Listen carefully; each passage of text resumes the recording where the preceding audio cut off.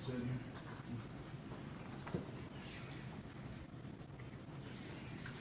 like to have state exhibit 10 on standby, please. All right, we'll locate it. I guess my you, excuse me.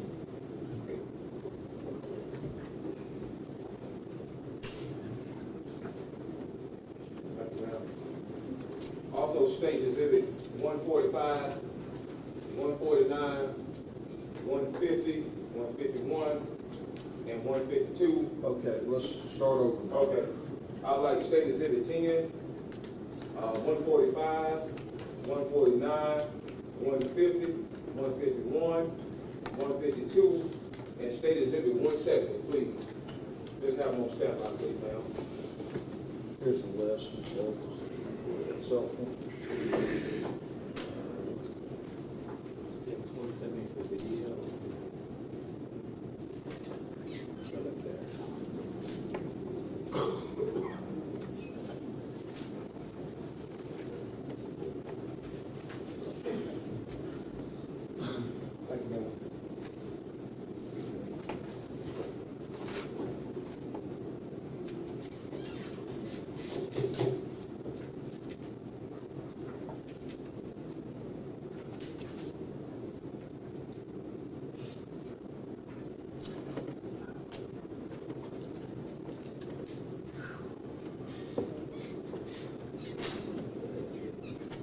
whenever you're ready. Want me to proceed? Oh, good.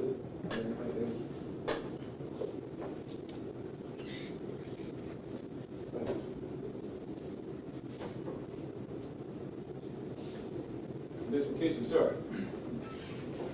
I think before we left, you stated that you wouldn't have dealt with a high-risk suspect yourself, isn't that right? No, sir, not no, sir. Okay. Would you consider a carjacking suspect a high-risk suspect? Yes, sir. Was I labeled as a carjacking suspect on March 22nd, 2011, sir? Best of my knowledge, yes, sir, you were. Okay.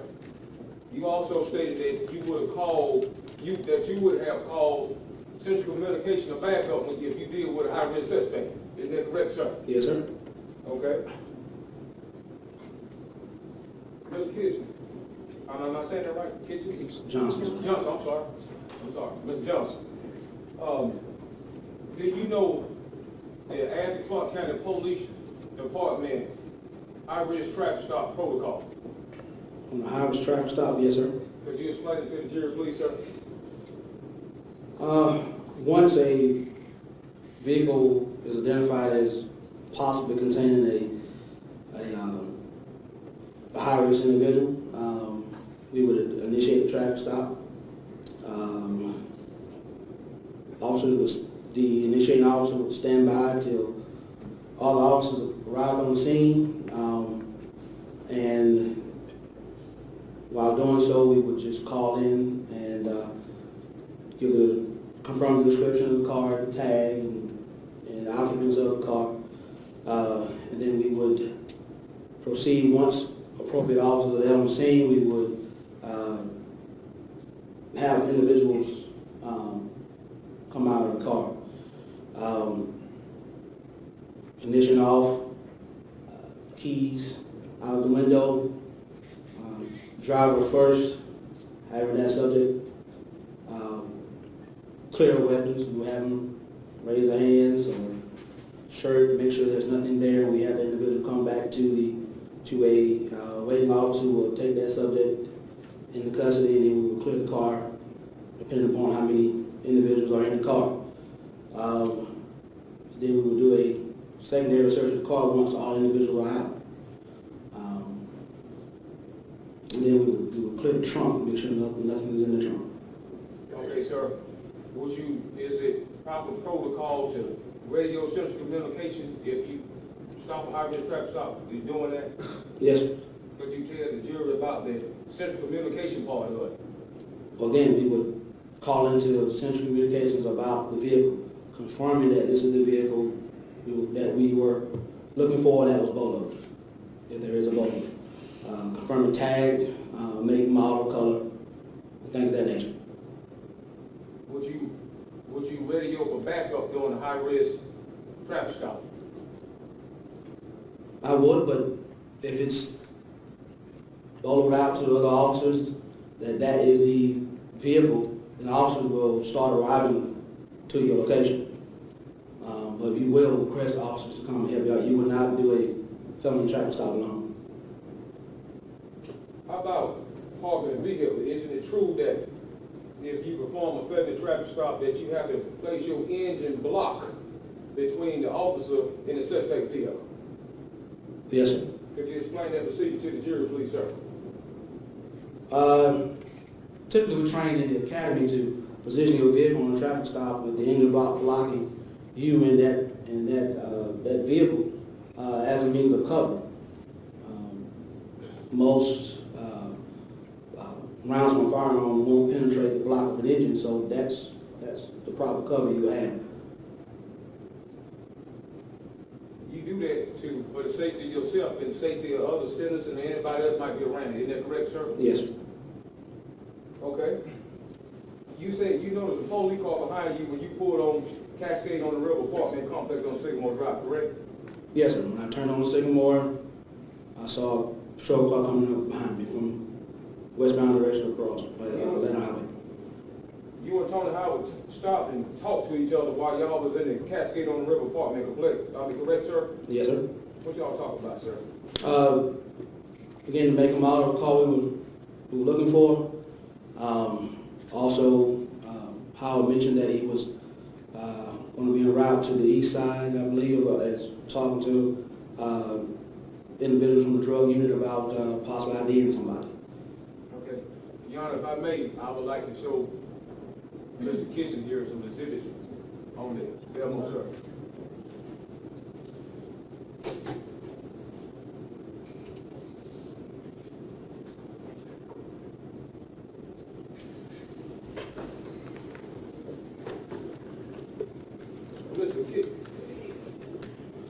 Mr. Kitchen, sir. It's Officer Johnson. I'm sorry, Officer Johnson. That's fine. Officer Johnson, sir. Mm-hmm. I would like for you to look at State Exhibit 10.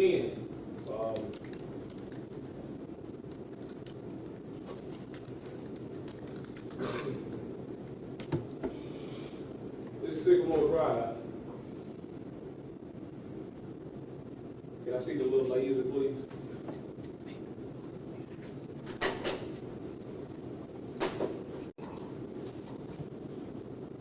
Thank you, ma'am. So this is top of Sycamore Drive, would you agree? Yes, sir. Coming down Sycamore Drive, correct? Mm-hmm. Now, once you got to Sycamore Drive, did you come this entrance or Cascade, or did you go to the bottom entrance first? I came to the first entrance. Okay, and what you do when you got here? Turned in and started driving around the backside of the complex. So this little red thing on this shoe, is it? Yes, sir. Okay. What do you see off the highway there during this time? If you would bring your pointer back towards the back of the apartment complex, Officer Howard came from the opposite side, and we were behind the apartment buildings in the actual U shape. I tell you what, make it easy. Could you hand in this and let it explain to us, please? Make it easy over you, sir.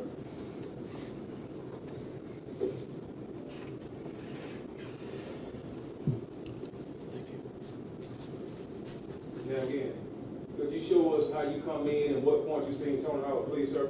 Sycamore Drive, I came into this entrance here, sir. Mm-hmm. Back here, in this area here, is where Officer Howard and I met up for the first time. Okay. This the point y'all started talking? Yes, sir. We had a conversation the first time. Yes, sir. Okay. When y'all parted ways, which way did you go and which way did Officer Howard go?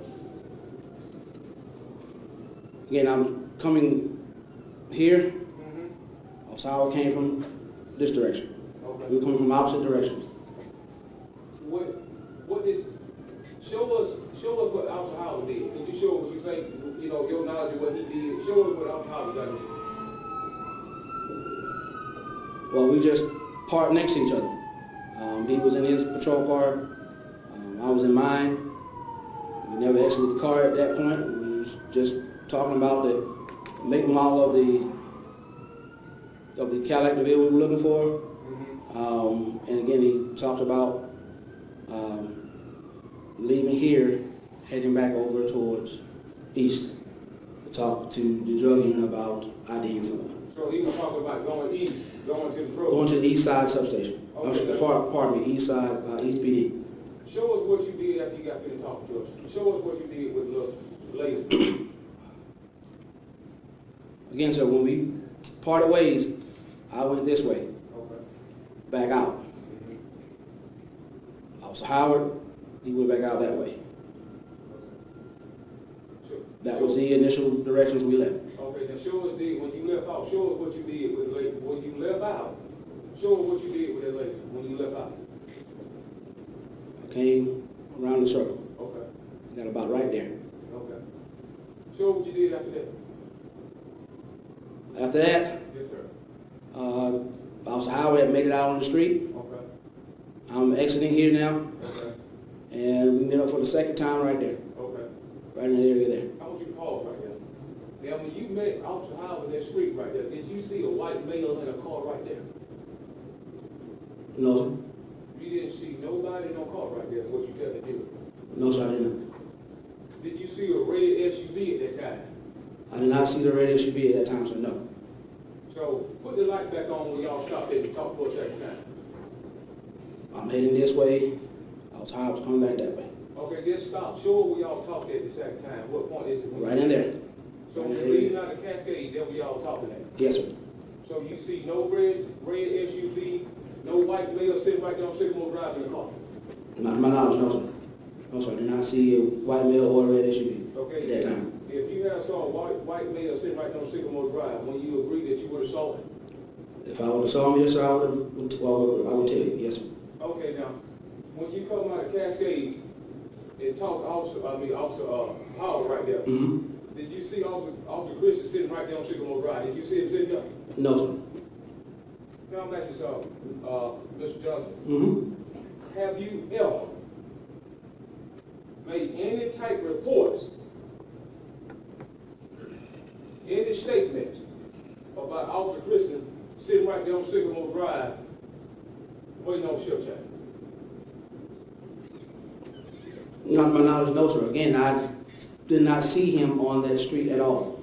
Did not know he was there. I understand, sir.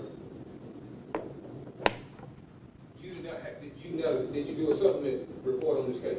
I did. Okay. Did you do a victim impact report on this case?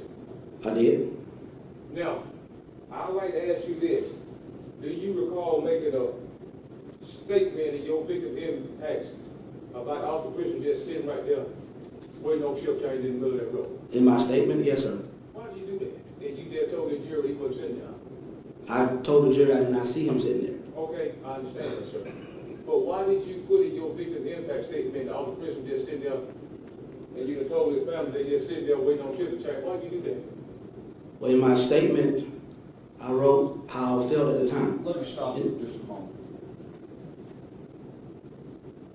I'm not sure what statement you're talking about, but I'm not sure that now's the appropriate time to talk about Oh, it. like, okay. Yeah, Now, if we need to send the jury out and discuss it, we can. yeah, we can do that. Let me ask the jury to go through.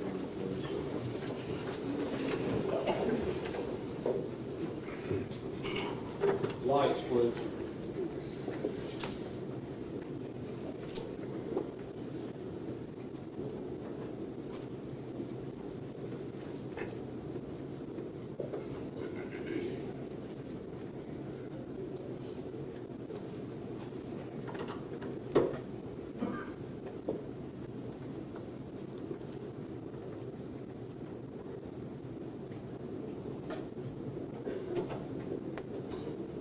Are you referring to the statements that, for the sentencing phase of the case? Is that what you're talking Yeah, about? that's what I brought with me. Okay. I'm not sure, I don't know where you're going, but I don't know that I'm going to, Allow it. well, I I don't know that it's appropriate for that to go, to come out now. Okay. And I don't know. I wasn't sure that that's where you were going. I mean, I want to hear from Mr. Malden. I didn't know if there was another statement, is the reason I'm saying. Okay, well, I will tell you where I was going. Well, don't do that. Don't do that yet. Ms. Malden? Judge, I think it's probably a little bit confusing. The jury doesn't know what a victim impact statement is and what the purpose of that is. And I think he may be misconstruing the statement and what Officer Johnson, what he actually saw on that day, and what he may be saying in his victim impact statement about the effect on him and the community by Officer Christian's death and what he's going on. That doesn't mean that he actually saw Officer Christian on that day. I don't have the victim impact statement in front of me to know the exact words. Well, I do. See, what I do, Judge, is I know this case real good, unfortunately. I studied real hard. So when the witness come up here and say something, just tell the truth. See, look, just say, if this is my thing. Now, what disturbs me is just say they had to convict me, and I'm at the sentence phase. He gonna come here and say something like true, because it's simply saying right now, he was simply parked on the side of the road, waiting for the shift to change the end or their car. That's very disturbing to me, because just saying they convict me, this let me know he was finna come in and get on his victim impact statement. Oh, he was just parked on the road right there, waiting on his shift to end, which is one of those ugly lies I stated about. And he just testified unequivocally that Officer Christian wasn't right there. And they had it in the newspaper, and his family done heard this whole mess and everything else said. They was in their coat the 27th, they heard this mess. And that's what I'm here for, the truth. Don't come here telling no lies, because I ain't going for it. I'm not sure it's important that I hear the motive for why you want to ask the question. Yes, but I want you to know why. I'm hearing you, but I don't know that that has anything to do with what we do next, as to why you're doing it. The question is, I believe Mr. Malden is correct in that it's confusing to the jury because you're talking about supplemental statements and all of that. Are you going to ask that that be admitted into evidence now? Are you going to? Listen, I was just going to ask him a question about it, because it just was this hard. I mean, I didn't want to talk about the whole thing. My thing is this is my thing, Judge. If you make a statement, that's part of the record. Okay? See, that would disturb me. All these so-called veteran law enforcement officers, they come here with no statements, and that's how they tell them lies. You get rid of the audio and video of their statement, you come here and say what you want to say. Mr. Hood, my question is, how do you plan, are you going to be asking that be admitted into evidence? That's what I'm trying to figure out. No, what I was going to do is ask him a question on it, and I was going to give him a chance to be honest about it. Now, I wasn't going to just straight up put it in the evidence, because there's a lot of stuff on here that I don't think people should see at this time. It just, I'm talking about this officer being parked in the road. See, it's been going on for years. They would even told this man family he was just sitting in the road. I just shot him so they're going to reach. So, I'm sorry. See, that's what I'm here for. And I'm irritated by it. And every time I see one of them, want to tell one of these little white lies or ugly lies, whatever they call them. Thankfully, I would object to that characterization. Here's where we're going. I didn't want to say that much. No, that's not what I'm telling you. I'm just saying that if you start referring to it as a statement, as a victim statement, then in all likelihood it's going to need to come out as to what that's about. I did get off of it. Does that make sense to you? Yeah, I do understand. And I'm not telling you you can't do it. I didn't know that, I didn't know where you were going as far as getting that into evidence. That's all. Ain't no problem. I just, don't worry about it. All right. Okay. We'll bring it back in.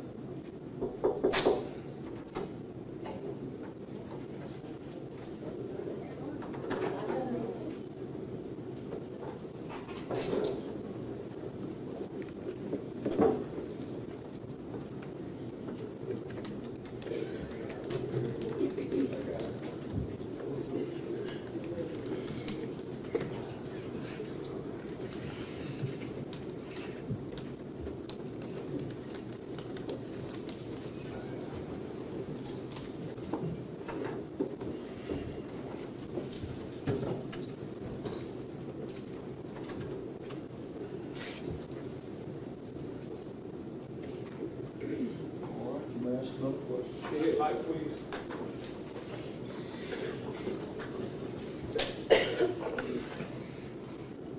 So, Mr. Kitchens. Johnson. Johnson, sir. So, Mr. Johnson. So you saying you and Officer Howard, let me get a zip. Y'all parked in a row. I'd like you to look at State Exhibit 145. Do you recognize that River Edge condominium apartment right up Sycamore Drive?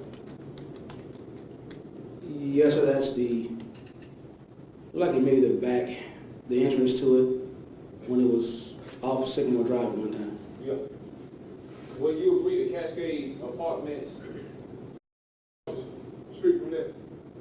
Yes, sir, that entrance is across the street from the apartment complex. Your Honor, what I would like to do is, I think it would be best if I play this State Exhibit 170, Officer Moss, there to give the more